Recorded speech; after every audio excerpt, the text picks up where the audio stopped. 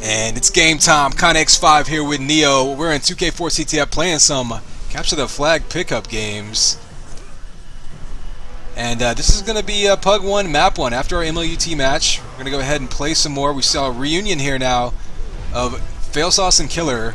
Just finished running the flag together in that MLUT match. Now they're going to run the flag in a pickup game. And Killer already getting across the flag, or getting the flag across mid early. In his base, he knows it's dirty. He's going to back up and wait for his team to clear it out. Jumps right back in shot now. Pretty easy to seal this base once you get back into your base. And there you go. A quick cap by Killer. Doesn't even bother with the power-ups. And I expect that we'll see that the entire game. Red team's got a very potent, aggressive offense. They just stole Amp now. Killer going in with Amp. However, he's already down to 7 health, so he may drop back and try to cut off a flag here. It's exactly what he does. 1 kill, but Blue now looking to rebound. They're already getting back into their base. And so just like on the other side, once you get back into your flag stand, it's pretty easy to seal this. And Bob with that that rebound cap immediately. So we're on pace to see a 20-20 tie in this game. Let's see if that holds up.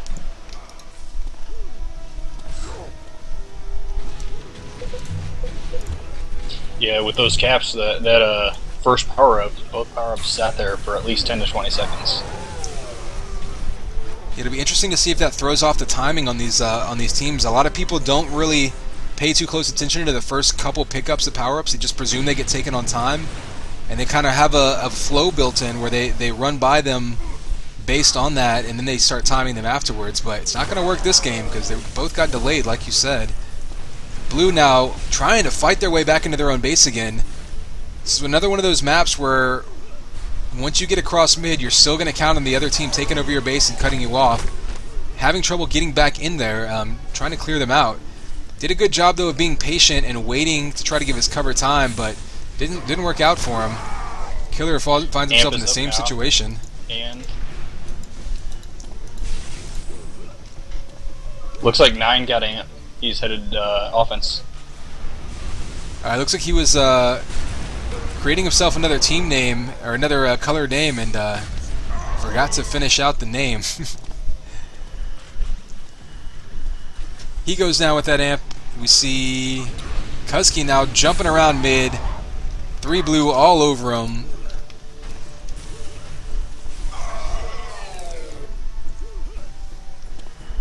So we're going to cover Josh. I'm not sure if he's playing offense or defense right now, but he's pushing out to the Amp, and we're going to see both flags moving.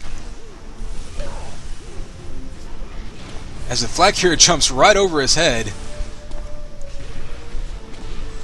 So Red's going to be pisting, actually. They're going to get in their base high. Failsauce completely juked the enemy defense. He's on his stand. If they can get this return, it'll be a cap, but he's all over the place with Blue comboing him in circles, and they get that last second return.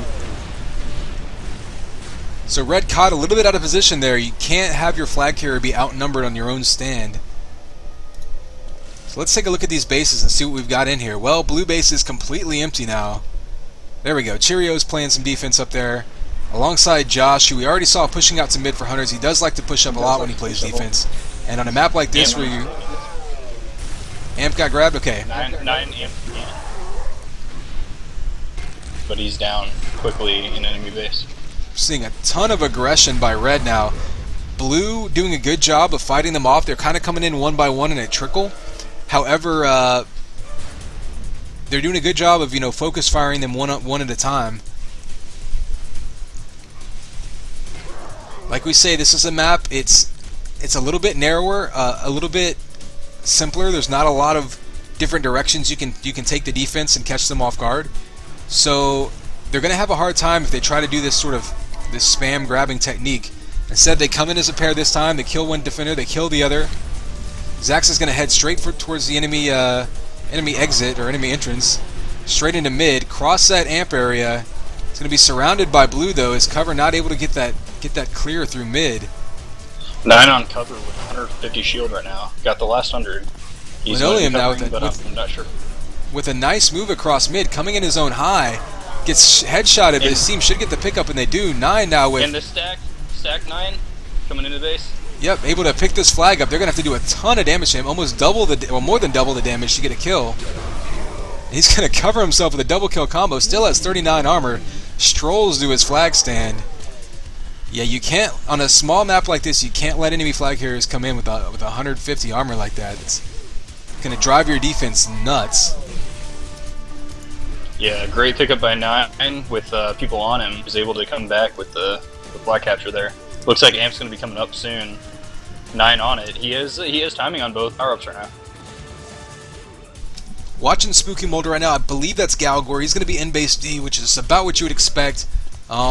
Wouldn't be surprised to see him push up a little bit more, because with that lightning gun out in mid, that's probably his best weapon, that or shock. But either way, he's got him at his disposal, whether he plays in the flag room or up front. 9 is just waiting in middle on power-up timings. Looks like he's going to go into base though. Well, meanwhile, Red Team pulling this one all the way back to their stand. See Galgore giving chase, getting that return, but it looks like Zax was that Zax able to get that multi-kill? I believe so. Yeah, I think he got the multi-kill, and 9 was able to get that return. So far, MVP being 9. He's all over power-ups. He's going to get 100 right now. He was at least on it. He didn't get it. His team did, though. He has power-up timing on everything. So that's going to be very crucial here. Yeah, I mean, Blue's got the lead right now. They were able to pull ahead real quick with some early aggression. But there's still plenty of time left, as we not even close to that halfway point. Failsauce gets beat up into a corner again. One thing we're seeing from Red is, you know, they've got people coming in one at a time into the base, but they're not getting enough. Wow, I don't know what happened. Oh, I see. We had a Amp cover clearing that out. 9 got a huge pickup in middle and pulled it on back with a good piston jump. He even killed the enemy flag carrier and then ended up capping the flag. Yeah, Red Team must have dropped a lot back too. Huge impact here. And he once again has the flag, so.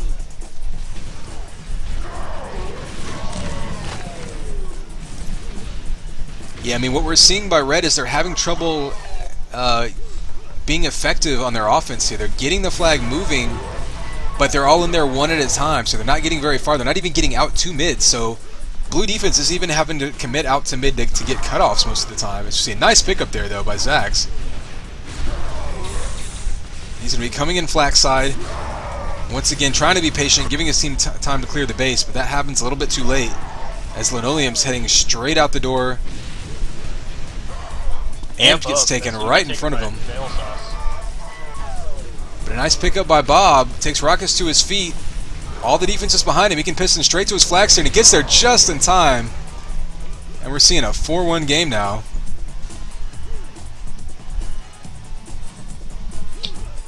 And I think what we're seeing right now with the killer / Failsauce offense is strive with a, rolling through. I grab, I go one way, you grab, go the other way. And it's, like you said, it's such a narrow map, and it's so hard to do on this map. Yeah, this is a very claustrophobic map by 2K4 standards. Of course, being a UT1 map and being built for that movement, it's not quite... It kind of bottles you up a little bit compared to some of the other maps and the movement options you have available. So we're going to see Failsauce try to be creative, get his way through mid. Killer not able to get that pickup. He's probably going to be pushing it in his zone. But I think what Red really needs to do here is start getting control of these power-ups and focus on getting quality runs in. That is to say, getting out... I was going to grab 100 and he's going to be going in, it looks like. And meanwhile, we got Red out in mid. They've been getting some good relays here, getting some good pickups, but Blue is just completely controlling mid. And this is one of those maps where we often see a dedicated mid roll, simply because of the fact as we see Amp getting taken there by Linoleum, who's going to be going in with a little bit of armor. But he's probably going to focus on cover here and getting a grab for his teammate, but he goes down with a nice double kill there by Galgore. Killer gets his armor just absolutely erased by a combo. But yeah, this is one of those maps where mid is so crucial since you can't really sneak through it, that we do often see a dedicated mid roll simply to controlling it. Of course, you've got the power-ups in mid, but then also, like I say, there's only one big room that you have to travel through going either way with the flag. So, having a big grab-happy offense isn't necessarily as beneficial on this map as it is on some of the bigger ones. Hunter just taken. I'm not sure by who. Linoleum has taken no damage running through mid. He still has 55 armor, 149 health. He actually tried to pick up a 50 and couldn't. He has 174 health now. So red team completely lost track of him and has basically not touched him. All the way back into his own base. Up to 190 health now. I'm going to go ahead and go out on a limb and switch to the other flag carrier because I think he's down to 42 health. Probably going to be the more primed target. He's doing a good job though. He's hiding in a fairly nondescript spot. Oh, there we go. They finally find him. Lino's going to be all kinds of stacked, heading to his flag stand. And Killer's in there with Amp, but not getting anything done with it. One of our just recent casts where we said you need to really give that flag to somebody that has at least 100 armor. There's no reason not to tell your offense where you are, and suicide, let them have it and get back to the guy. Maybe if you have weapons, drop those weapons, grab them, and get back to where you are. But you definitely needed to hand that off. Yeah, there's no reason to be sneaky during flag standoffs. Well, completely missed that one. I was watching Josh trying to track down the EFC, and he had no idea where they were.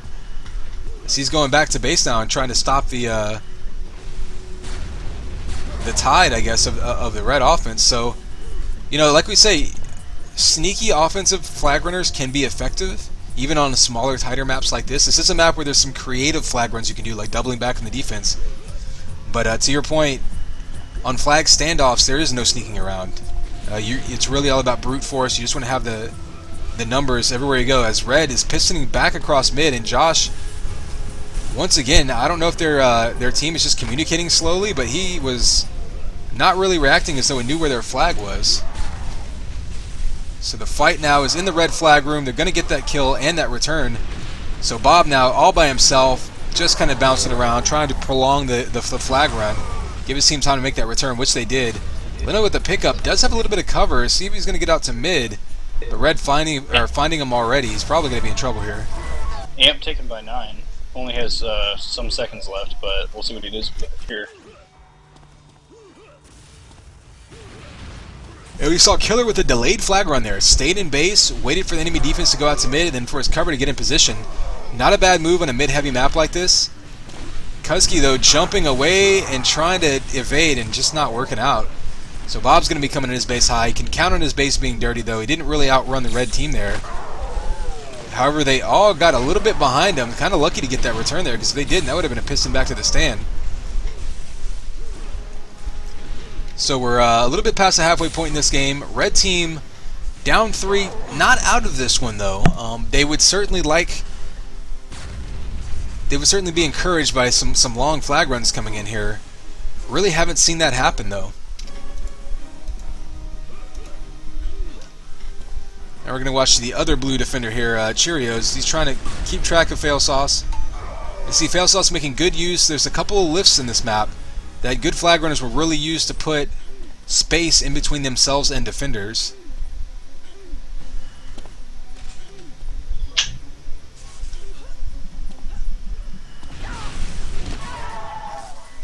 And so we see Cheerios losing his spree. 100 is up. Failsauce is going to get this mid-run. This is trouble for blue teams. He's going to be in his base high with 100 armor, or 85 armor and 95 health. Loses all of that to Rockets, but he can go straight to his stand right here, and they're going to cap. So they're pulling within 2 now.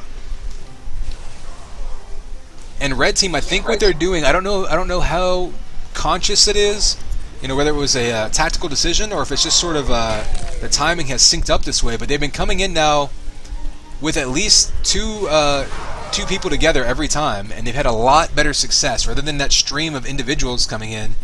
They've been waiting on cover, and you see them together now trying to be sneaky as a unit, and they've had more success this way. This is the most exciting thing I've ever casted. 2 people sitting in a corner.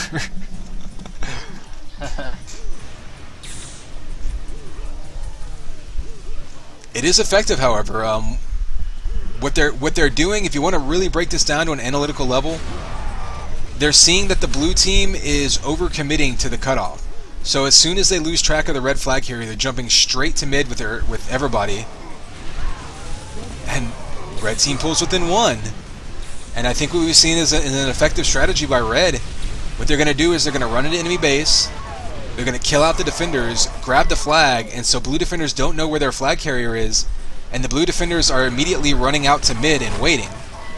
So what red is doing is they're letting that happen, having their flag carrier run around the enemy base and pick up, health and vials and all that, and they're giving their cover time to go out in mid and clear them out. So you basically have a little team deathmatch game going on in mid, and so your red flag carrier can just wait. And they can just wait and sit and wait for their cover to say, okay, it's clear, now run. And then they can jump straight across mid without a whole lot of pressure because blue's defenders are respawning at the time. As you see Bob with an ultra kill coming out there. Although Linoleum is now stacked, 150 shield. He's covered right now, but if he gets a good pickup here to get a cap, it could be amazing. Oh! Blue team with the getting denied on the stand and the pickup at the last second. Wow.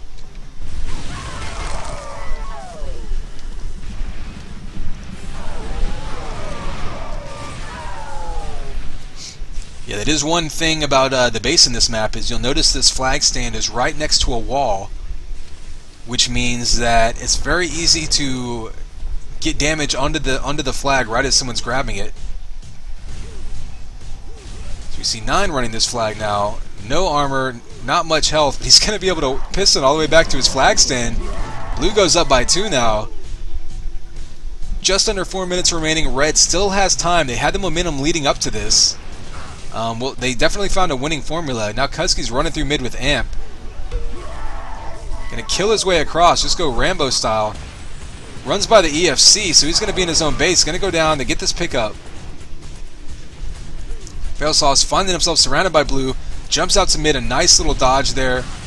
Some people would instinctively jump back into their base, and he would have jumped straight into the other team.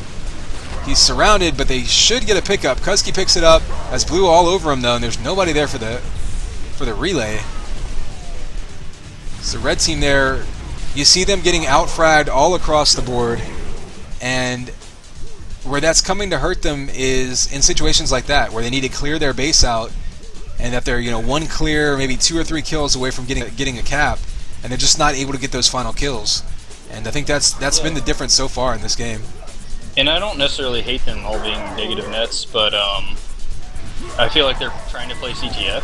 But at the same time, there is that factor where if you're getting so out-fragged, which we're looking at just a quick estimate, a positive 60 plus net for blue team, that can be such a huge negative for them. Yeah, I mean, a lot of times it's not about how many kills you get, it's about which kills you get. And at the same time, it's not necessarily about how much you die, but it's about when and where you die. If you can get those key kills, then it doesn't so much matter if it took you 3 lives to do it. What we're seeing by red is there are times when I think blue is just getting more key kills than them. However, we do see some nice cover kills coming in there, giving red Cuzkey time to jump back onto the stand and pull within 1. And that's an example of exactly what I was talking about. Linoleum actually sat in middle for a little bit there. I was watching him. He sat up top middle where he thought he couldn't be seen. He sat there for at least 20 seconds, and somebody came behind him and just destroyed him. 100 armor's up. Cheerios going to get this mid-run, so he's got 150 armor coming into his base high. We may see a quick rebound by blue if they can clear this base. And this is where red has had trouble, is clearing the base when their flag carrier is coming in. Blue's been better at it, but they're under pressure right now. He's 1 jump away from his stick. Still has lots of armor, so if they can get 2 or 3 more kills here, their base will be empty, and then they just need to get this return. Flag comes down. Should be returned, I would think. There he goes. Oh, in going to return it, wow, their flag carrier goes back to return it himself. Dangerously dives into that little health corner, and it gets taken out. So a minute left. Red needs to get this flag moving. Failsauce has it in his hands, going to need to pick up, not going to happen. 9's going to have enemy flag and just kind of sit in their base. There's no need to jump out into the enemy team. His team doesn't need to cap. They're up by 1. He's going to actually pick up this 100 armor mid-run, and that right there could just about do it, as they're going to have to do about 200 damage to take him down now, and they may just run out of time. Well, I spoke too soon. They had Amp on there. So Killer in with an Amp gets a mega kill. He's going to be trying to run the flag himself, but I think they just came up 1 run short there with 20 seconds left. Don't think they're going to have the time to do this now. Yeah, and so while I think maybe you start going through stats or something, but while I think Josh as a sub for Lockdown was not necessarily the best sub. I think it was necessary to make this a very even pug. Even though Josh's team ended up outfragging Killer's team quite a bit. And we also saw Failsauce and Linoleum switch, and definitely different players, we'll put it that way. They definitely played different rules. Yeah, that's right. Yeah. But still a good game. I mean, 6-5. Red came back. I mean, they were getting kind of handled for the first half of that game, and they came back. They found a strategy that worked. Like I was saying, they caught blue defense overcommitting to the cutoff. They were able to score 2 or 3 quick caps right off of that, and just not able to coordinate beyond that. And blue was able to turn it around and keep that lead. But still a good show by both teams. Despite the huge negative net disparity, it was close. But again, I think it's not necessarily how many kills and how many deaths, it's which kills and which deaths. And I think blue was able to not only get the most kills, but the most key kills. Red had a hard time clearing out their flag room as they were trying to come back into it.